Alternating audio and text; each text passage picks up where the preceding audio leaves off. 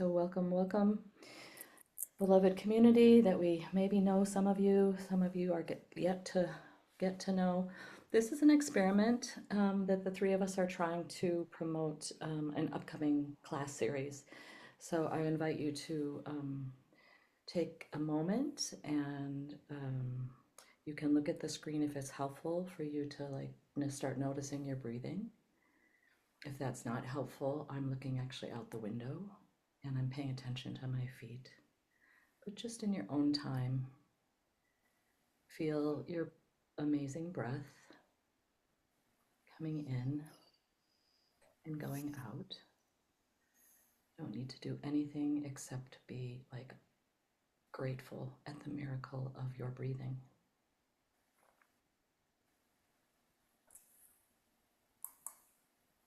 And as you complete your last breath on your own, and conscious breath, I guess, on your own time, feel free to kind of let your eyes drift back to the screen.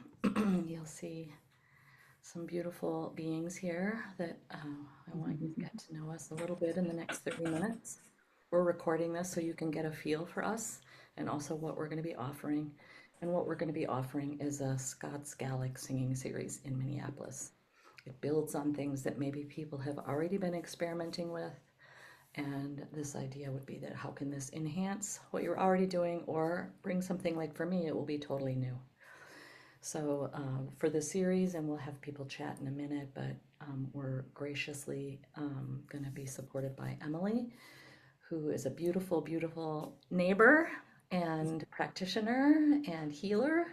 And I'm so happy to be able to get to work with her on this offering.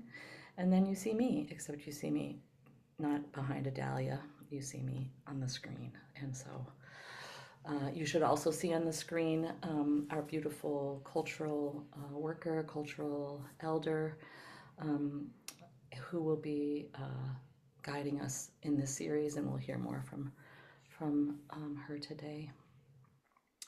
So I'd love to start and invite either of you to share your own voice. I was working with both of you on trying to put together the name for this series, and you were whispering this is an important time for us, and I'm like, oh, it is?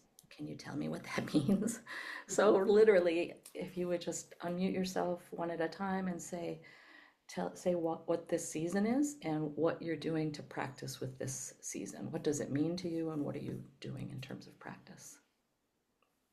Do you want to start, Emily? Sure. Yeah, I can start. So I've had a bit of an odd year because my winter and all the kind of slowness and depth and cold and quiet that the winter offers us to engage with has been very much set to the side as my family makes a really big transition. And just in the last day or so, I think the light is shifting now, and we feel kind of the end of January and this time that the Gaelic name for this time, this holiday, is Imbolc. But I always kind of also come to this name, the quickening, or this idea of the quickening, this time when something shifts, something starts to move. And so, having myself been in a really big transition the last few months, the thought of the next season coming is very welcome. It's very, I'm grateful to have arrived or to be arriving at the next season. And I also, because of it having been a time of big transition, don't quite know, and even more without expectation for what the season will bring than normal. And what do you know, that aligns with how a lot of us are feeling about a lot of things that are happening in the world, in terms of climate, in terms of politics. And so I think that's a lot of what I carry into a time of year that I think traditionally and historically for like people that I whose lineage I come from, and also just for me as like a human living in Minnesota, this is always a very rich season. And so Kristin approached me about connecting with Sheena, who she'd heard rumor of, and offered to coordinate this big undertaking. And it fits so perfectly for me personally. I think it fits for our people right now. I think it fits for the seasons, and I think it fits for what the yeah, I feel so sure that this work in the world is worthy right now. So that was a lot. I don't know if that's quite to the question, Kristin, but Yeah, it was get perfect. us started anyway. Yeah. It was perfect. But I'd love to hear, Sheena, as well for you, sort of what does this time mean for you and how are you practicing? Yeah, I love the fact that you're asking that question because what I'm finding is as we reclaim so many of these old traditions and customs, people are making them their own. And as long as they're well, if it's private, it doesn't matter what you create, right? It's your own. But if you're teaching, it's important to try and get some of the authentic as much as we can from something this ancient, some of the authentic stories and connections with this time of year. And it's a fire festival.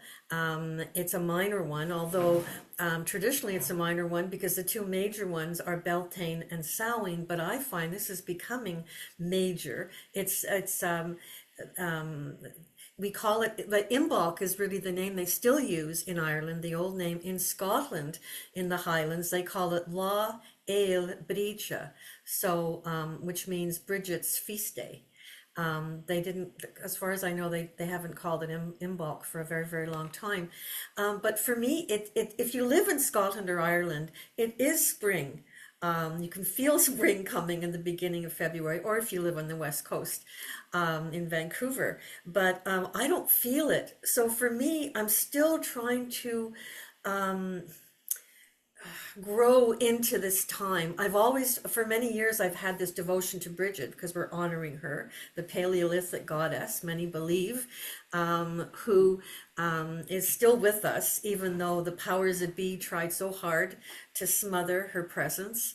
Goddess was grafted onto a saint in the 5th century. And as the divine feminine is becoming more present for many of us, in these days, Bridget, to me, is the symbol of that, the great symbol for many of us.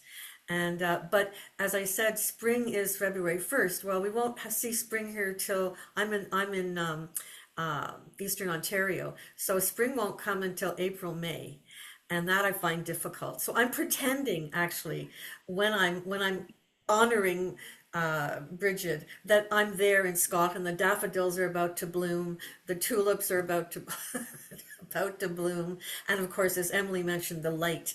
But the other thing is that I was reminded of the other day is that time between spring and winter, which I find so difficult. I don't find November hard. I find March and April, that liminal space where it's not winter, it's not spring, and just hanging in abeyance for the time. So really for me, energetically, I think it would be better if I celebrated this time a little later, but then it's too close to Beltane. So anyway, it is what it is. And as I say, I have a great devotion to Bridget and to who she was and continues to be for many people.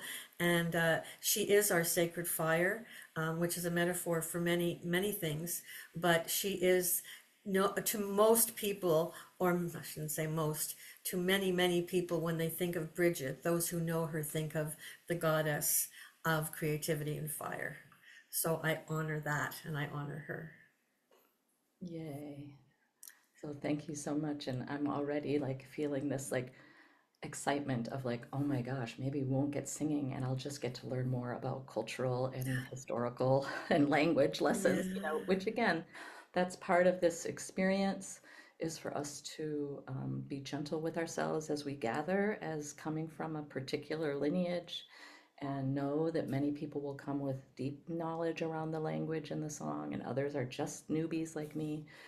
So let me just hit the logistics in terms of this recording, and then if you're interested, you can go online to Ancestral Fire website and you can read more. You'll be getting this link with a flyer, so you can have my contact information.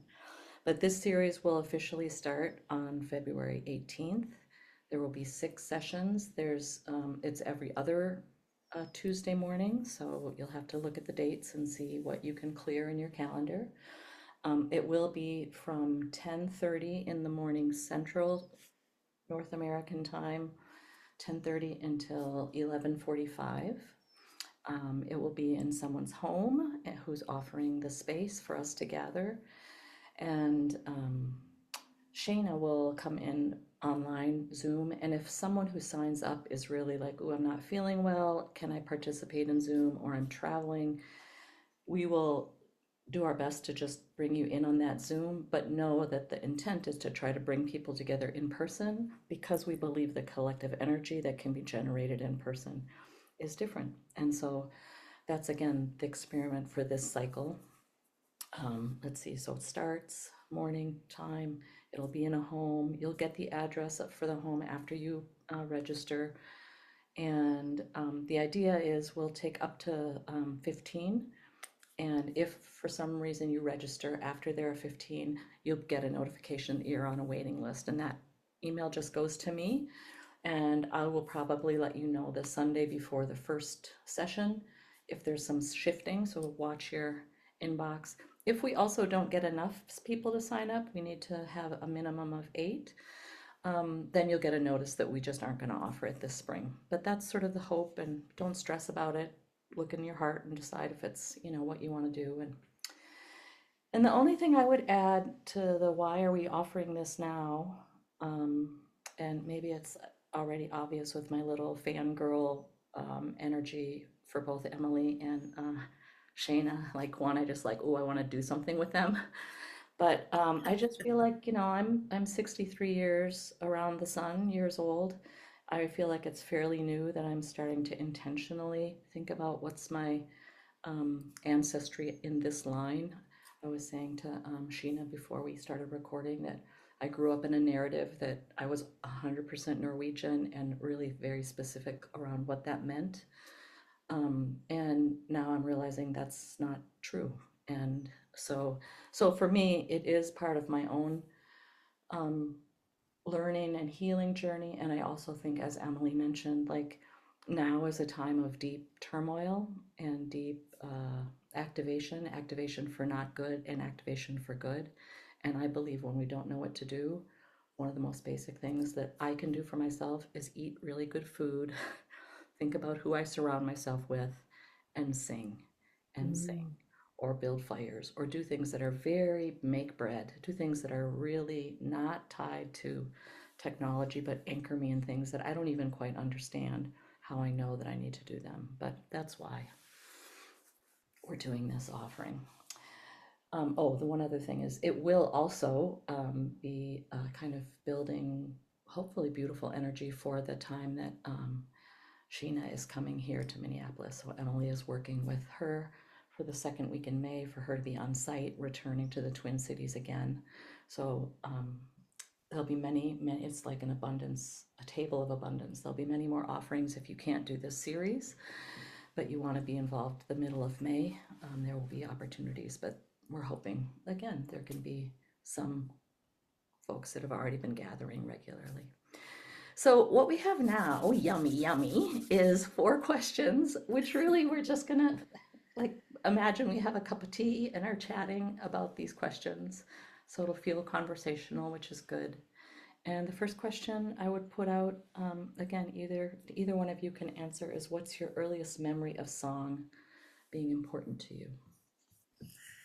That's such a big question, because I think of Flora McNeil, who's a Gaelic singer. She's no longer with us, but she did so much for traditional songs in Scotland, to revive and to encourage people to embrace those songs at a time when it wasn't important. back in the 40s and 50s and 60s. And she said there's one song, her very first song she ever learned, Daughter of the Goats, Nian and Gaik, not Nian and Gaik, Nian and Goed. And she doesn't remember when she learned it. So she learned it before when she was pre-verbal.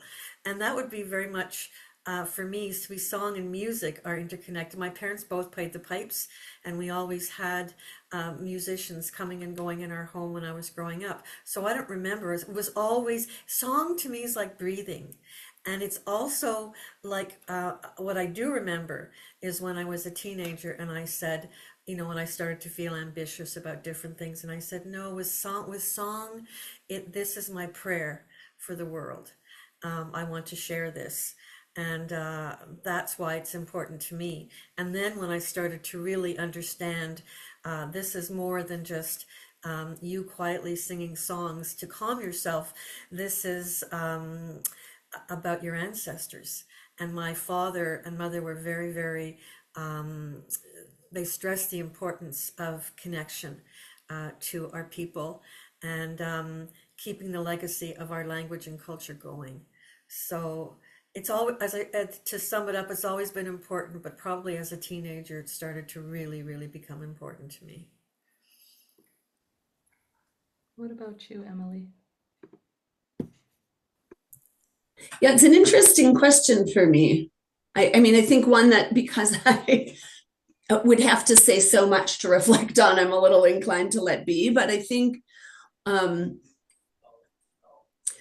I mean, one thing that comes to mind is that I attended Catholic school for many, many years and have actually not very many memories of song there at all.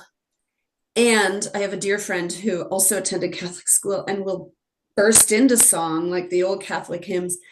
And the number of them that I know is shocking. Like, and the number of lyrics I know is shocking. So that comes to mind. But I definitely had a upbringing that I think a lot of people was familiar to a lot of people, resonates with a lot of people, in which there were people who could sing and people who couldn't. And I wasn't particularly not making the cut, but I didn't make the cut. And so that is something else that I kind of carry with. And then I have real clear memories of being with my third child, picking a song and singing it and realizing that if I sang more, I sang better. And that just, I mean, which is such a silly thing to learn, because of course that's true of everything else that we do. Like if we do it more, it comes easier and better, however we want to understand that word. But I was fully an adult when I kind of realized, like, oh, if I'd like to sing, then I should sing, and the more I sing, the easier singing will be. So those are kind of two things that come to mind. Yeah, well, that invites a memory of mine, Emily. So I have one child who's an adult now, 24, and my partner stayed home with her when she was little, which was really good. They have a beautiful relationship, but he sang all the time. And there's recordings of the two of them singing all the time. But he grew up in a family where still, like, they are told, like, you're not singers, don't sing, or ask so and so to start the birthday song. And it's just amazing to me. So I had 5 years when the two of them were together little, where there was just singing all the time everywhere. And now, like, there's no singing. They just don't sing. And so it's just interesting how it can be such a, we know it's true and it can get watered, and then, like, for whatever reason, whether we do it or we're told we can't, or so that was a beautiful, thanks for helping me remember that one. Emily, I'm wondering if you Memory, have, can I oh, just yeah, of came course. flying back is that I assumed that everybody, when I was young, grew up with all this music. And then I started, even as an adult, I would meet people and they'd come to our house when my parents were running a small choir here, a Gaelic choir. And one of the women from Montreal just looked at me and said, "This is like being in a movie." And I thought, doesn't everybody do this in their homes? Because in Scotland and Ireland, it's just music, music, music. And the other thing about our home was we always sang people away. Not obviously if they lived in the same city, but if people were visiting, we always sang them a song at the front door and out into their car or the taxi. And I still, that is ingrained in me. And although it wasn't a Gaelic song, it was a lovely Lowland Scots song. I'm working on one now that I want to sing to people in Gaelic from the Carmichael collection when they leave, because I think it's so important. You don't know if you're going to see these people again, Yeah. and I want to send them off with a song and a blessing. Awesome. Well, that could be an answer to this question around what singing connects you to your ancestors. This kind of like, where are the natural thresholds where might be a blessing song invited? I don't know if you have anything else that you think of when you see this question, what songs or what singing connects you to your Gaelic ancestors? You have a long and rich braid there of I connections. just feel so honored that and blessed that my father continued the legacy, because you see, when my on my paternal side, when my great grandfather Patrick arrived in Montreal during the worst famine year, Black 47, 1847, he never spoke of Ireland again. He did get involved in the Irish community doing benevolent work in Montreal, but he didn't want to talk about anything to do with his home, which was in County Cavan, in a little place called Bon Boy. And so the next generation, it was up to the next generation to carry it on. And thankfully, his son, my great grandfather, James, carried it on. And then his children, two of them out of the, I think, six or seven, my Aunt Rose and my grandfather, Philip, carried it on. And I actually, this is exciting. I've had my father's books here in my home since he died in 2011. And what did I come across a few weeks ago, because I've been purging a notebook. My Auntie Rose was trying to learn Irish Gaelic way back over 100 years ago now, which is incredible. And to think that here I am now, next generation, fifth generation, following in her footsteps through my father. Although I speak Scots Gaelic, that's a long story for another time. Why it came, well, other grandmothers, my grandmothers were born in Scotland. So I just feel that anytime I sing a song or I'm learning a word, or sometimes I'll spontaneously come out with a Gaelic phrase. I didn't grow up with Gaelic in the home. I learned it as an adult, but it's always there, so I can feel them. And especially when I sing, I can feel them gathering very often, depending on the song. And actually, quick story: after my father died, I was singing with just a few women, and we went to usually Gaelic songs, but we decided to do English this day and Gaelic, and we went to a nursing home near here, and I had chose this song called "Star of the County Down," and my father had died just a few weeks earlier, and when I started to sing the song, I suddenly realized I've never sung this song for anybody. I've only sung it in my head. And here I am singing it for this large group of people. And then all of us, but then I said, it's fine, just keep singing.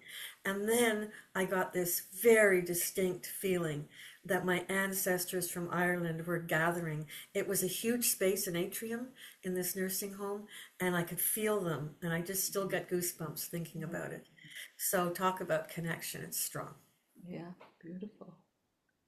Emily, is there anything that comes to mind? And I didn't Well, quite. yeah, that makes me want to share that when I first met Sheena, I mean,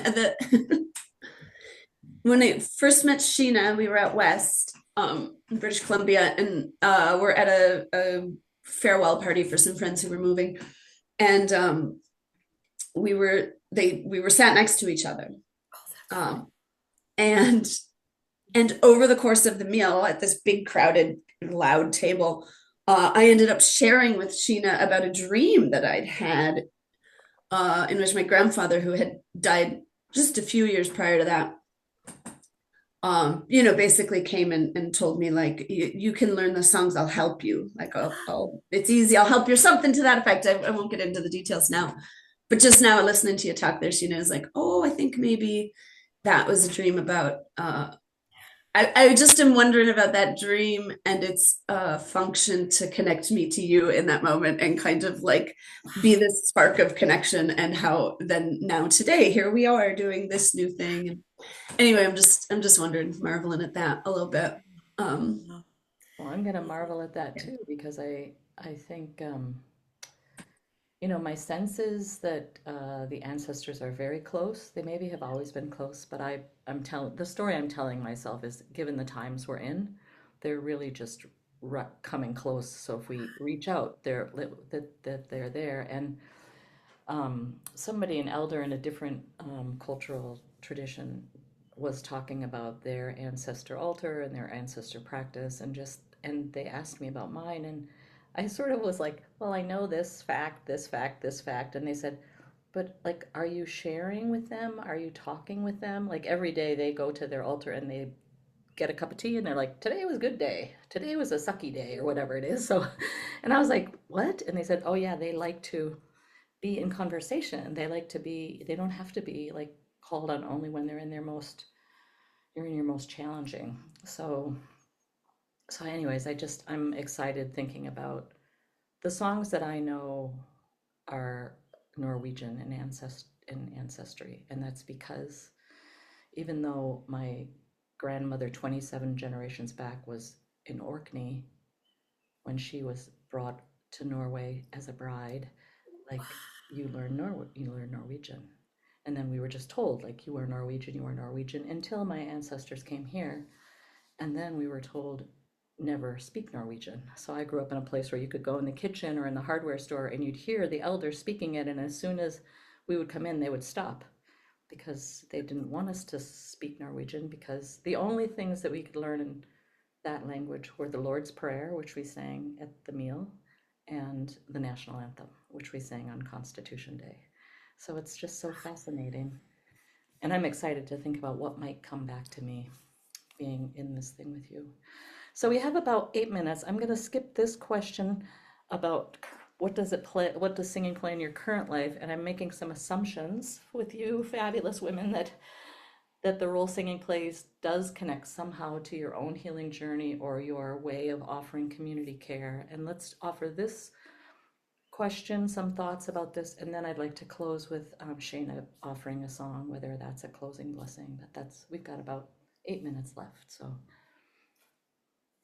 either of you have Well, thoughts on this? yeah, I'll just jump in to say briefly that I made a connection with Sheena. I studied some online and a bit in person with Sheena. I traveled to Scotland with Sheena. And I also knew that singing was not at the core of my work. And so last spring, I had finally convinced Sheena to come to town, and really my the heart of that, the reason I knew it was important is because I really was I understood what a precious store of wisdom she is. And I thought, I know there are people in Minneapolis who'd like to go in deep with this woman.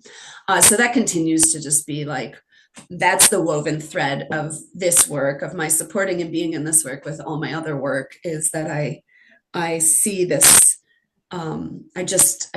There's this big open space where what Sheena has to offer, I feel like can come rushing in. And so I just want to like be that connecting force.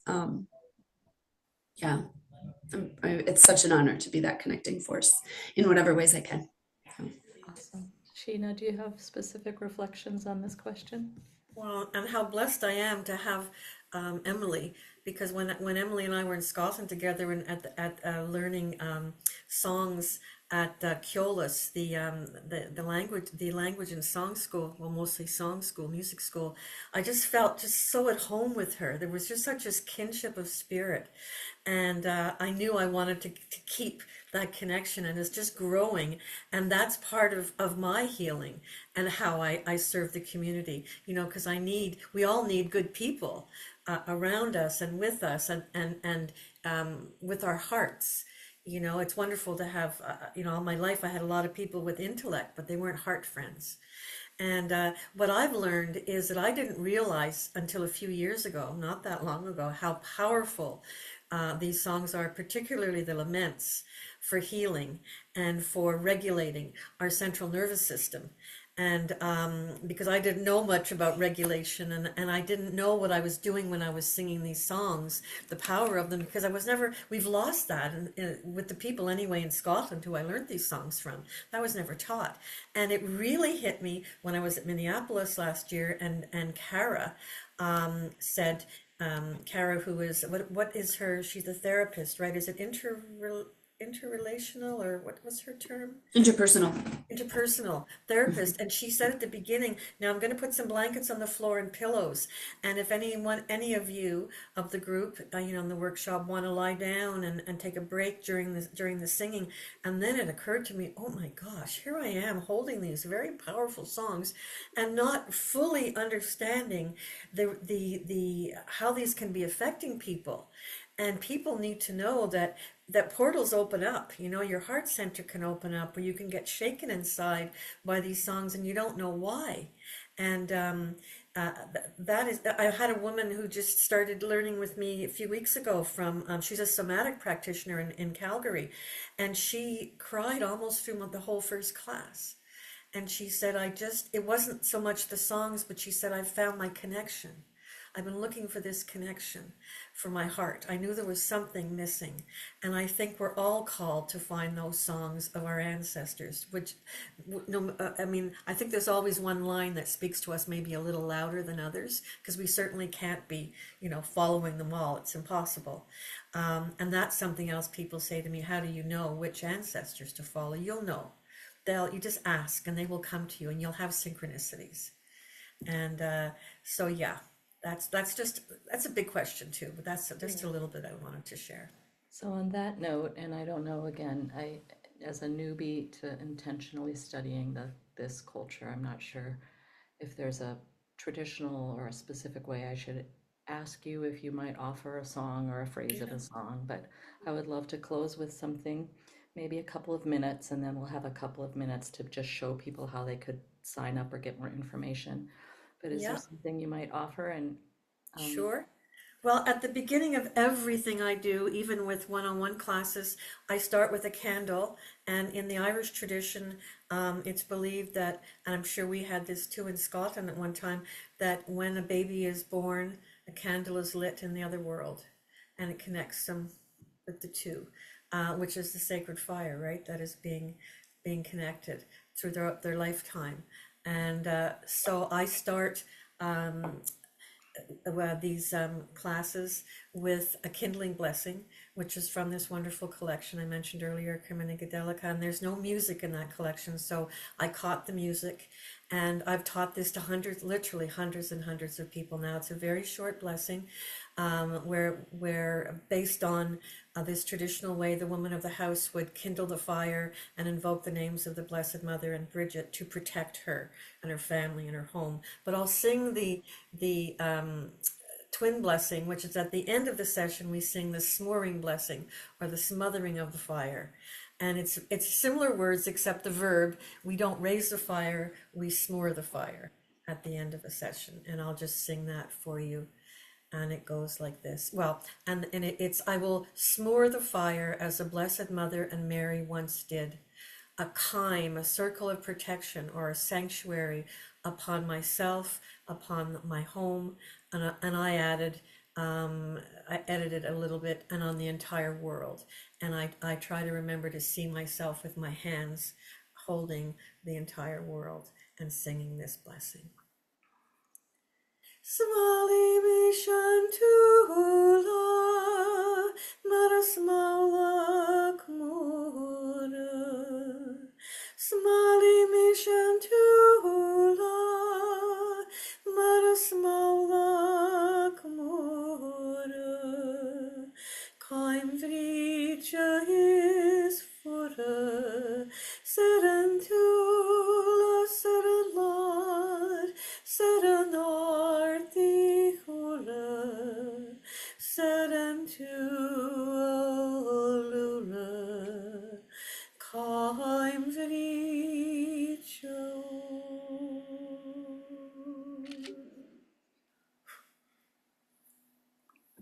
oh, so beautiful and so sweet to see Emily singing along, and maybe in May. I'll be singing along, as will thousands of others who are hearing that the time is now to step forward with the wisdom that you have.